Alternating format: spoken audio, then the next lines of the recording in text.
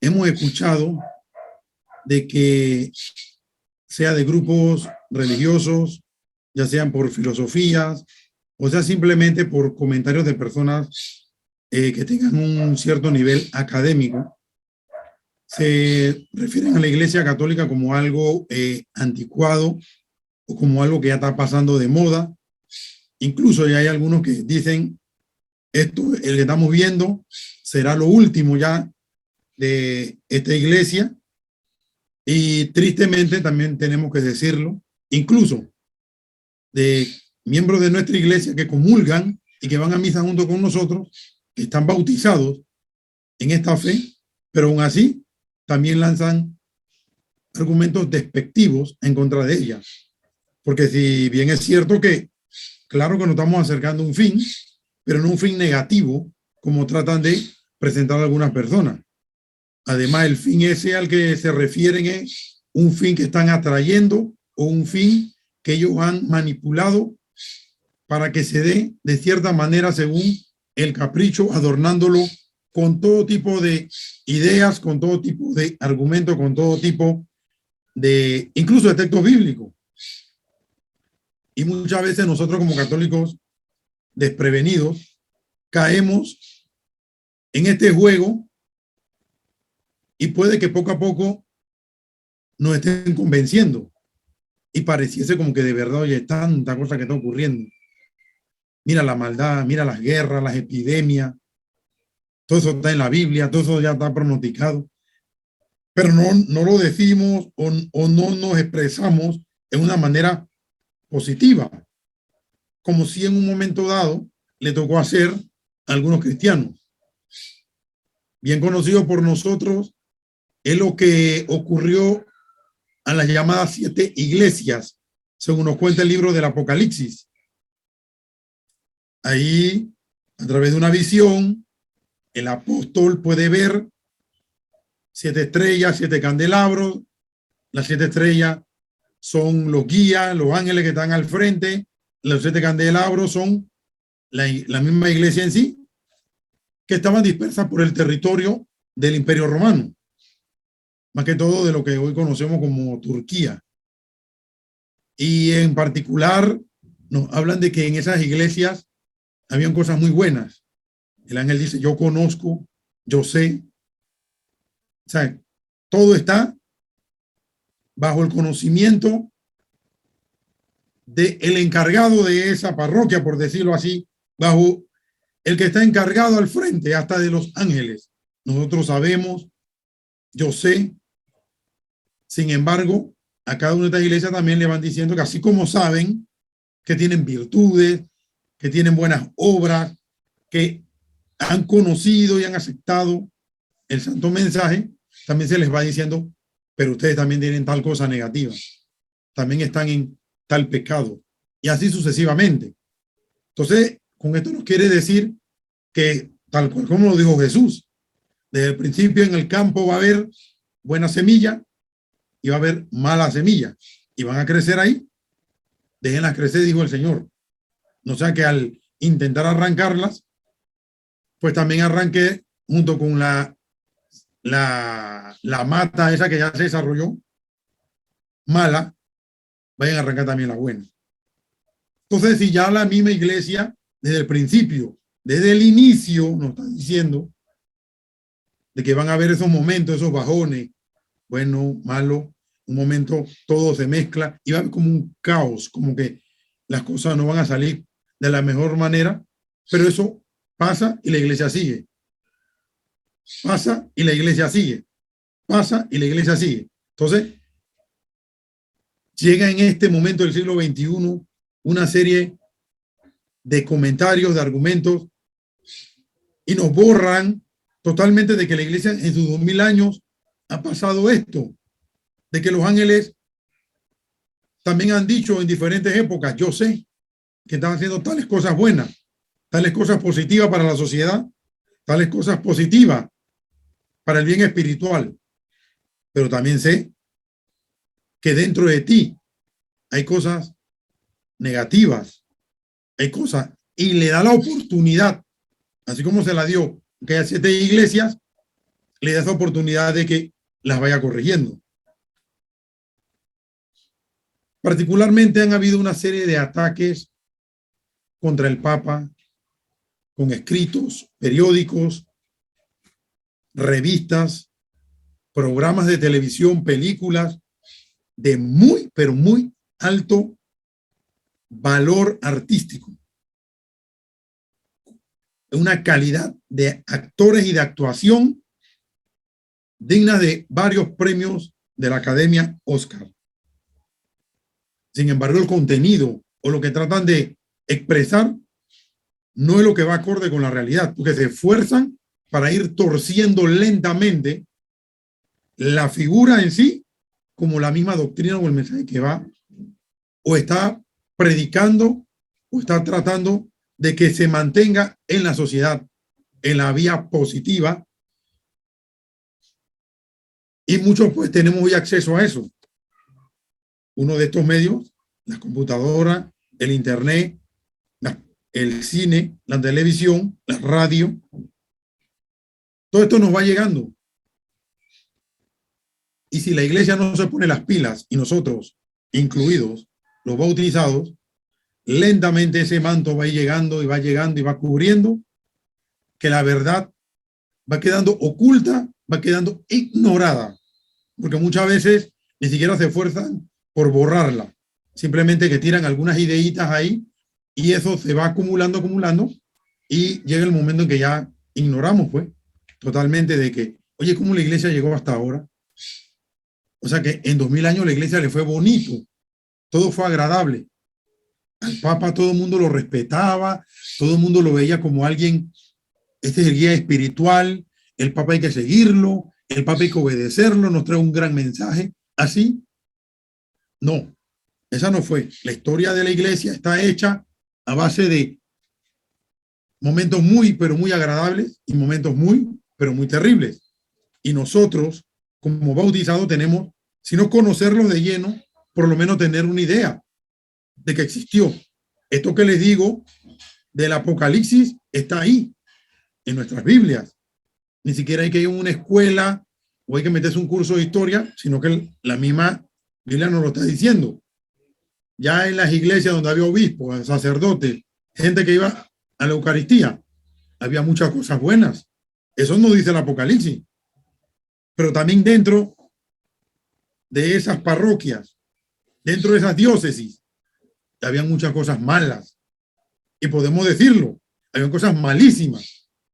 A una de ellas le dirá el ángel,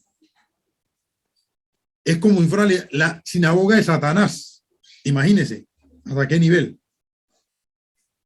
Entonces, en la figura del Papa a veces recae todo, porque como uno lo ve, es que ese es nuestro guía, es en él, en donde si el Papa habló, lo dijo, es una sentencia, hay que obedecerlo, o simplemente fue un consejo, o simplemente, o desde afuera. La gente dice, pero mira, es que el Papa caminó hacia la derecha, mientras que del lado de la izquierda había unos refugiados, había unas personas de color. Entonces él miró, fue para el otro lado, donde había gente de cierto color, cierto estatus social, y eso no ocurrió, pero los medios lo interpretan y quedamos nosotros repitiendo como que eso es así, fue así. Pero llega el otro momento en donde el Papa sí agarra donde están aquellas personas, hermanos nuestros de color o hermanos nuestros muy, pero muy pobres, entonces los medios no lo promocionan ni dicen nada. Entonces todo lo hacen con una intención y nos va creando eso. Y si no estamos preparados nosotros, vamos cayendo lentamente en la trampa y decimos, pero mira, es cierto, esto va al fin y eso está escrito, que se iban alejando de la doctrina, se iban alejando de la verdad para irse a puros cuentos. Jesucristo dijo, como dijo de los fariseos, hagan lo que ellos les dicen, pero no los imiten, así vamos a hacer ahora con los curas, vamos a hacer con los obispos, vamos a hacer con el Papa. Vamos a escucharlo porque tienen un mensaje bonito, pero no lo imitemos. Entonces vamos cayendo lentamente en eso. La historia nos presenta momentos en donde la figura ya del Papa, sí, física, atacada con violencia, atacada hasta llegar a niveles máximos, negativos. Sin embargo, la historia que nos las presenta, que no debemos ignorarla. Y si no la conocemos toda, por lo menos tenemos que saber que existió este tipo de situaciones que hoy día acompañan y son parte nuestra. No es que, no, es que eso ya pasó hace 100 años, eso pasó hace 200 años, eso pasó hace 500, 1000 años. No. Es parte nuestra porque en un momento dado a alguien, ya sea un hermano cristiano, pero que tiene su vivencia en otro grupo que no es el católico, o un tipo de filosofía, o un tipo solamente de capacidad intelectual, producto de los estudios académicos que tiene, y dice, pero mira, es que en el pasado ocurrió esto, y como ocurrió esto va a seguir así, y ya ustedes solamente van a quedar a la sombra dentro de poco, para que ya más nunca se restablezcan. Nos ubicamos en el siglo IX. Vamos a hablar un poquito del Papa Juan VIII, Juan VIII. Nos vamos al año 872. Durante 10 años este Papa le toca pastorear la iglesia. Hay una amenaza en ese momento, una situación. Los musulmanes están expandiéndose. Los musulmanes están creciendo. La iglesia se ve amenazada en sus territorios y en su doctrina, porque habían países que eran o ciudades que ya habían aceptado el evangelio, sin embargo ya los musulmanes venían conquistando. Entonces, desde Roma, el Papa ve esto y pide ayuda a los príncipes. Era un mundo católico, por lo tanto el Papa va y busca en los ejércitos y en los príncipes, aquellos que han sido bautizados y que tienen cierta jerarquía, cierta autoridad en la sociedad, a buscar ayuda. El Papa contaba con la protección de un emperador llamado Ludovico II, pero este Papa era bastante débil. No estaba como capacitado para el rango que tenía, no estaba como capacitado, pero este era el que le tocaba, pues, por la designación, por el linaje. Entonces, este emperador, a pesar de que tiene este rango que tiene y al que le solicitan ayuda, sin embargo, repentinamente muere en el año 875. Deja en su trono vacante y el Papa entonces, que es la autoridad que sigue, tiene que discernir.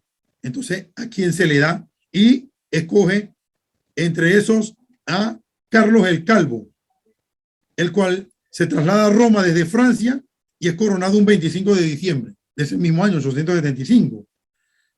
Pero este nuevo emperador también hace como una cierta intromisión para poder participar en esta vida. Los musulmanes continúan y el Papa hace una especie de inquisición, digo, de cruzada. O sea, organiza ejércitos y el Papa va involucrándose en esta vida militar. Se entrevista con el emperador, el cual muere repentinamente también en el año 877. Años después, el Papa corona a otro rey, esta vez no de Francia, sino de Alemania, Carlos el Gordo, en el año 880. Pero este emperador tiene otra cuestión, no ve a los musulmanes como si fueran una amenaza. Entonces el Papa tiene un gran dilema, busca ayuda, pero ahora con la ayuda que él quiso, no la tiene. Lentamente van cayendo algunos pueblos, entre esos Bulgaria, y la iglesia bizantina se ve acorralada momentáneamente. Y hay una disputa entre creencias de los ortodoxos con los católicos. Entonces ahí vemos cómo se juegan tantas cosas. Hay un problema con personas que son religiosas, pero de otro credo, y hay otros que son del mismo credo, pero también hay dificultad con ellos. El palacio donde reside el Papa, en Letrán, detecta que hay otras instituciones que no van acorde con la doctrina, que son indignas. Así que el Papa destierra a muchos ambiciosos, ya sean religiosos como también nobles, católicos. Estamos hablando de un mundo católico, ¿no? Un mundo dentro de católicos en donde se ven enfrascados ideas, ambiciones por obtener eso. La figura del Papa en medio. Los ambiciosos enemigos del Papa lo espían diariamente buscando una oportunidad para eliminarlo. Y un pariente del mismo Papa, quien se atribuye y dice, yo me voy a encargar de eso, y se encarga de eliminar a el Papa Juan VIII. Le da un veneno, el cual tarda en hacer efecto, y como el Papa no muere de una vez, entonces este hombre, familiar del Papa, según cuenta la historia, agarra un martillo y golpea fuertemente al Papa en la cabeza, dándole muerte. Aquí vemos un ataque frontal, con los límites, como yo les dije, que rebasan cualquiera de las cosas conocidas. Entonces, ¿sería eso el fin en ese momento, hace 1200 años atrás? Hace 1000 años, 1100 años atrás, ¿sería el fin? Pues atacó al Papa, al romano pontífice, al guía de la iglesia. Pero la iglesia continúa. La iglesia no se iba a detener por eso. Cristo dijo que a sus seguidores les iba a sobrevenir una serie de males, incluso la muerte, pero había que mantenerse firmes hasta el fin. Mateo 10, 19, 22. En esa misma línea entonces llega el Papa Juan X. Ya nos trasladamos a unos 40 o 50 años después, en el año 914 al 928. Este Papa fue notando que el emperador era un buen estratega militar, razón por la cual usó su fino talento diplomático y firmó una alianza con algunos nobles tales como en ese momento, ¿no? Un llamado Adalberto Marqués de Toscano, Alberico Marqués de Spoleto y con algunos bizantinos. El propio Papa, cuando se reúnen los ejércitos para hacerle frente a las situaciones que no se despegaban de ese momento, ya sea externas o internas, de los propios católicos, que sería un fuego amigo, por decirlo como hoy día, o externo, de la avanzada de los musulmanes, el mismo Papa cabalga enfrente de los ejércitos cristianos para enfrentar estas situaciones. Juan Díaz organiza la expedición final contra estos hasta que en el año 915 se lanzan de lleno a enfrentarlo. El Papa, en la situación en la que viven, va cabalgando frente a un ejército, algo que hoy día para nosotros, por supuesto que sería algo totalmente, diríamos, descabellado. En aquel momento era otra situación en la que se vivía. El mismo Papa es el quien toma las riendas y encabeza estos ejércitos junto con príncipes y nobles católicos. Pero los príncipes italianos le concedieron el derecho imperial a otro llamado Hugo de Provenza, y rápidamente el Papa buscó refugio en el nuevo emperador. El marqués Alberico fungía como cónsul de Roma cuando fue encontrado por la muerte, y dicho cargo se le otorgó al hermano del Papa. Muere el cónsul, el Papa nombra a su hermano como nuevo cónsul, pero las intrigas que había entre familias de la misma Italia no veían con buenos ojos que tanto este Papa Juan X como su hermano fueran el cónsul y estuvieran administrando los intereses espirituales y los intereses temporales en la ciudad de Italia. Surge una mujer llamada Marozia, la cual era muy hábil. Contrae matrimonio con el marqués Guido de Tucia, y al notar que el Papa no intervenía de lleno contra algunas anomalías del gobierno de Roma, intercede ante las masas y van hasta el palacio de Letrán, donde asesinan al cónsul, que era hermano del Papa. Como pueden imaginarse, en medio de todo esto va a surgir más dificultades. Se le sigue echando gasolina al fuego que estaba tranquilo o por extinguirse. Entonces los problemas siguen surgiendo a esos niveles en la iglesia, dentro de la iglesia, con problemas externos políticos, con problemas internos políticos, con problemas de ambición externa, con problemas de ambición interna. Se van dando esto. Posteriormente, el Papa es encarcelado por varios días en el Palacio de Sant'Angelo en mayo del año 998 para finalmente asesinarlo. Dice la historia que buscan una almohada y los asfixian. Algunos historiadores dicen que no estaba tan seguro, pero sí es seguro que le dan muerte al Papa. Recordemos, un mundo netamente católico, un mundo de bautizados, y atacan nuevamente a la figura del Papa hasta llevarlo a la misma muerte. Finalmente el Papa muere y los problemas van a continuar. Se van a escoger otro pontífice, se va a escoger, pero llega el momento en que las aguas se van normalizando y viene la calma. Recordamos un texto de la Biblia donde dice: pero donde abunda el pecado, sobreabunda la gracia de Dios. Romanos 5:20. Esa es la esperanza de todos nosotros, y así se dio en la historia. Había momentos muy, pero muy lamentables, muy tristes, pero eso no se quedó ahí. Era el fin. Se fue la iglesia abajo, le quedaba poquito tiempo. Como vemos, esto pasó y la iglesia continuó.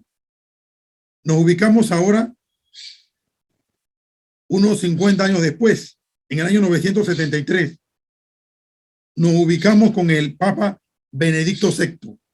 Solamente voy a mencionar fecha y voy a mencionar algunos datos, pero es para que sepamos una situación, para que veamos la situación que se dio en ese momento. Cuando muere el Papa Juan XIII, pasan 5 meses para la escogencia de otro Papa, donde he escogido el Papa Benedicto VI, 973-974. Surge una poderosa familia llamada los Crescencio, quien era hermano del difunto Papa. Toma el poder, ya que estos Crescencios nombran cónsul de Roma y como tal era enemigo del Papa Benedicto. Dadas así las cosas, se desata una revolución liderada por el cónsul, donde encarcelan al Papa Benedicto VI y días después fue cruelmente estrangulado en prisión. Se da una situación, hay familias que anteriormente eran enemigas o familiares. Me dan unos minutos, por favor.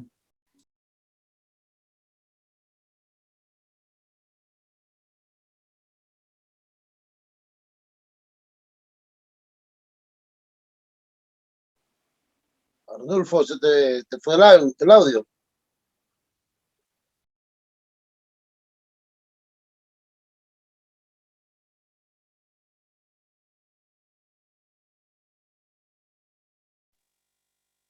Arnulfo, se te fue el audio. Aparentemente tiene problemas con el video y entonces se fue el video y él pidió unos minutos y apagó el micrófono. Ya regresó. Aquí estoy. Bien, decíamos que había una situación con la escogencia del Papa Benedicto VI, familias católicas, familias nobles, familias importantes, escogen un cónsul. Este cónsul, Crescencio, una familia poderosa, no se lleva con el Papa. Se forma una revolución peleando el poder temporal dentro de la ciudad, en Roma, atrapan al Papa, lo encarcelan y ya después lo estrangulan. Muere otro Papa. Nombran a un falso Papa llamado Bonifacio. Fue sitiado por los ejércitos del emperador Otón II.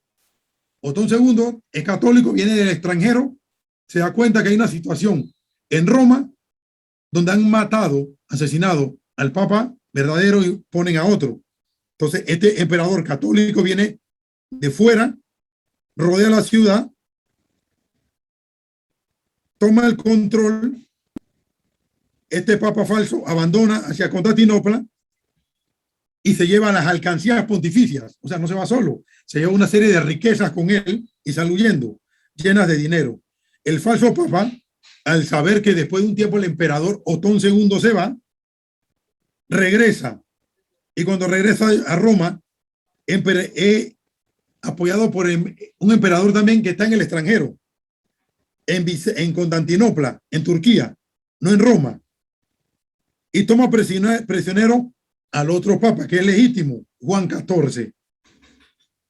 Viene el falso papa, huye, nombran a Juan XIV original, papa, nuevamente regresa el falso papa y le hace la guerra al papa original.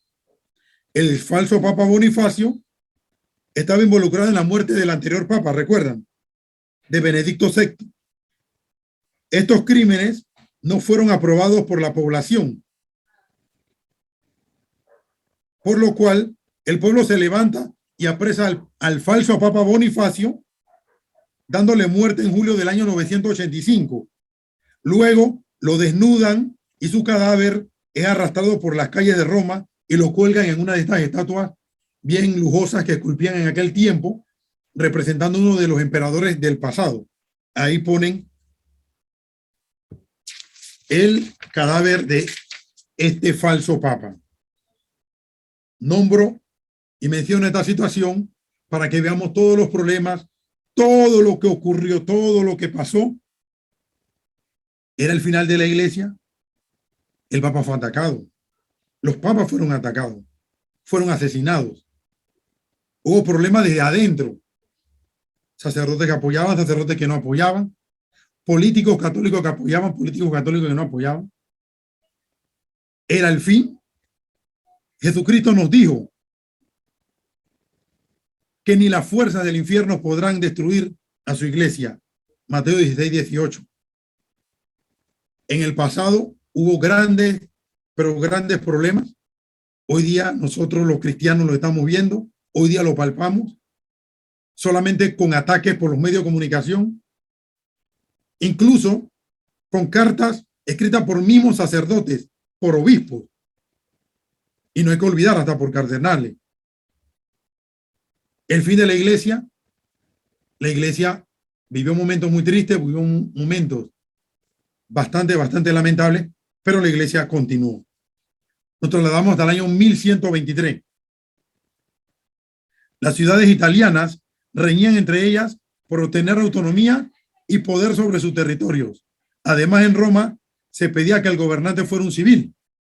¿Qué ocurría? En ese tiempo, después de todo lo que ya conté, pasan unos 100 años y el Papa es el soberano dentro de Roma.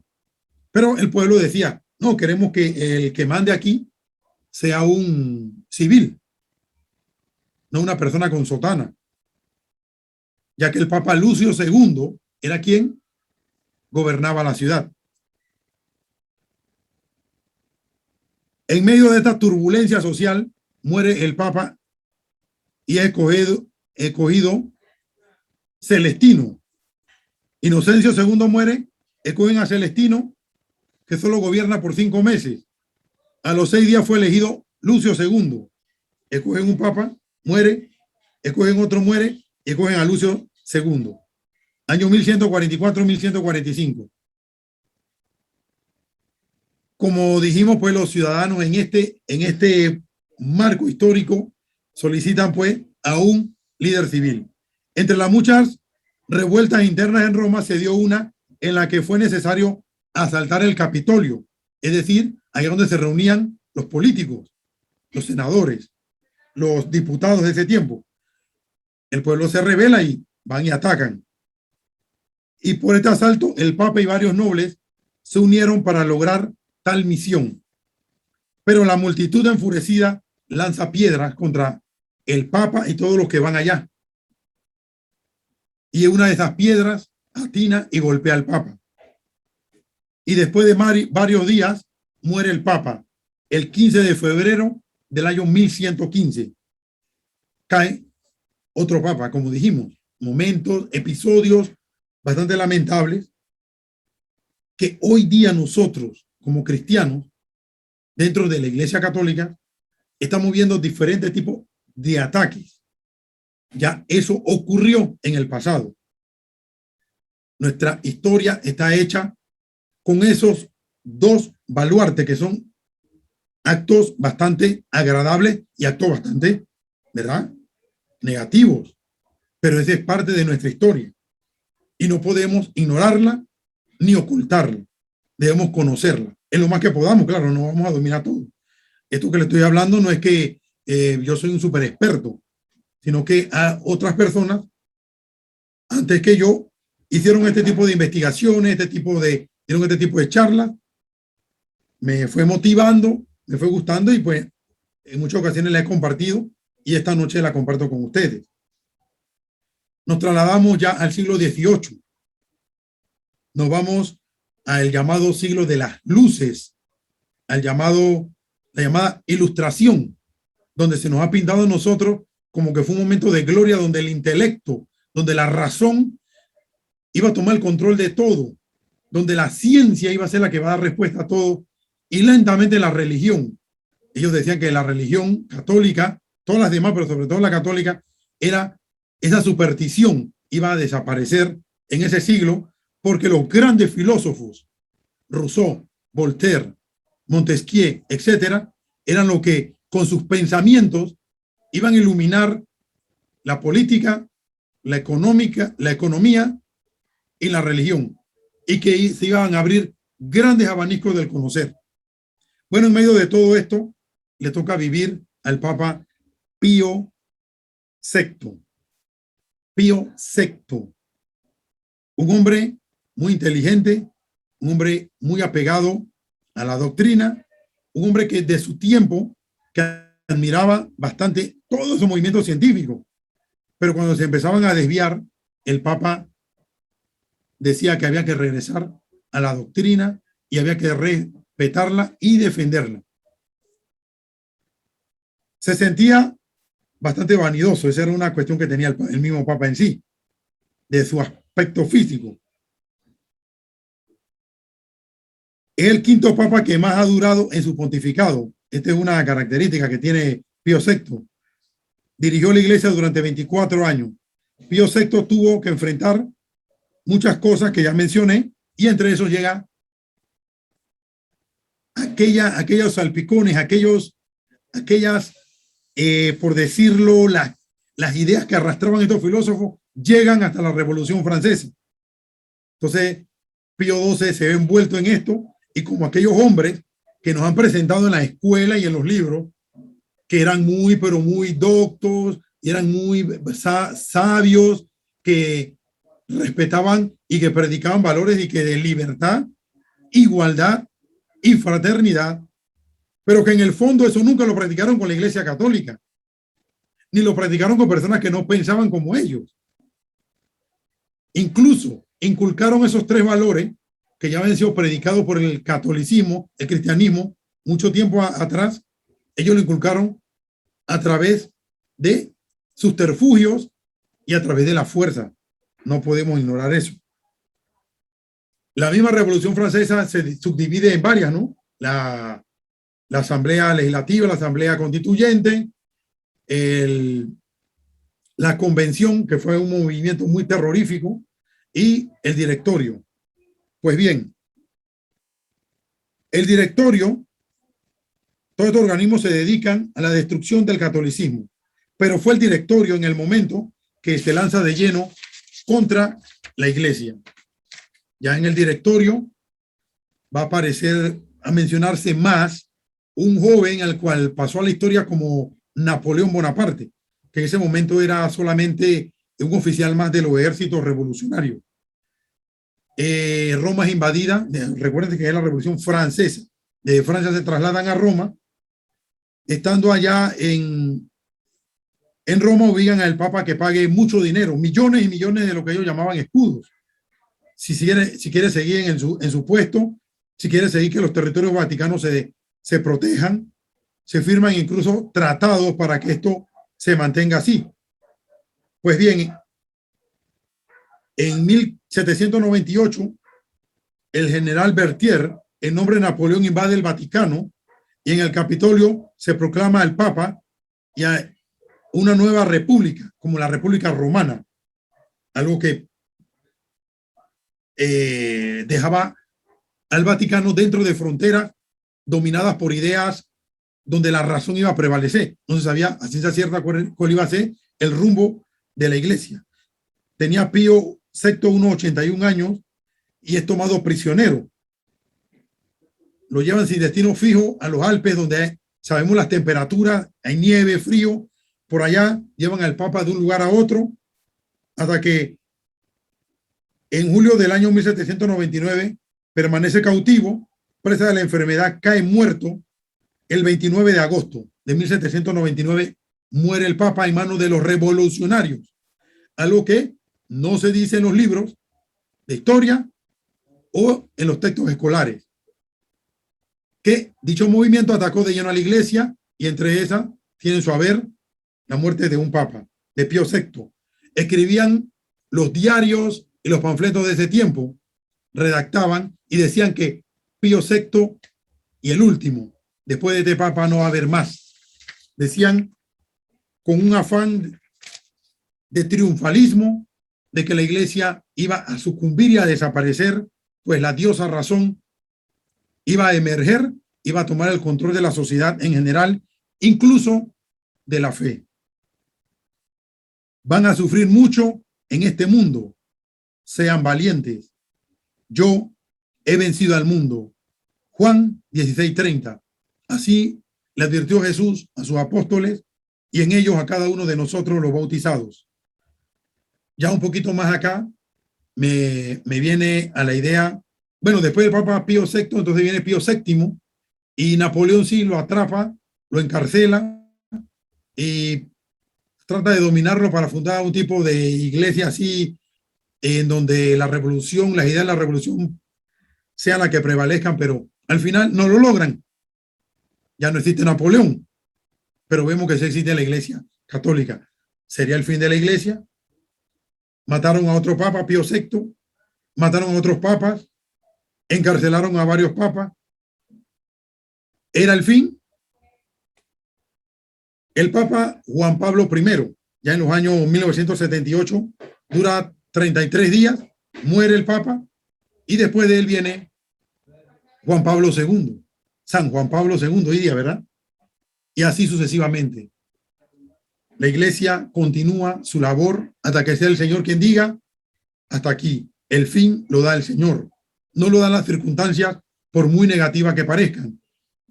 No lo dan las circunstancias adversas que aparezcan dentro de la propia iglesia.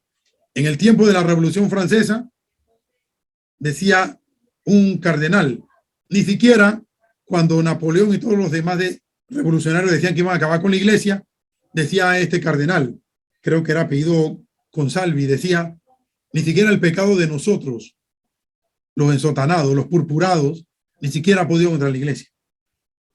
La iglesia la sostiene y la mantiene el Señor. Hasta aquí, hermanos, la charla del día de hoy. Que el Señor nos siga bendiciendo y por muy bueno, malo o feo que esté el panorama dentro de la iglesia en el siglo XXI, sepamos que ya esto ocurrió y al final salió victoriosa la iglesia y no dudamos de que va a salir victoriosa porque el final lo marca el Señor, no las circunstancias ni ningún religioso con sotana, con corbata o con maletín por nuestras veredas o en los púlpitos de hoy día en los medios de comunicación. Muchas gracias.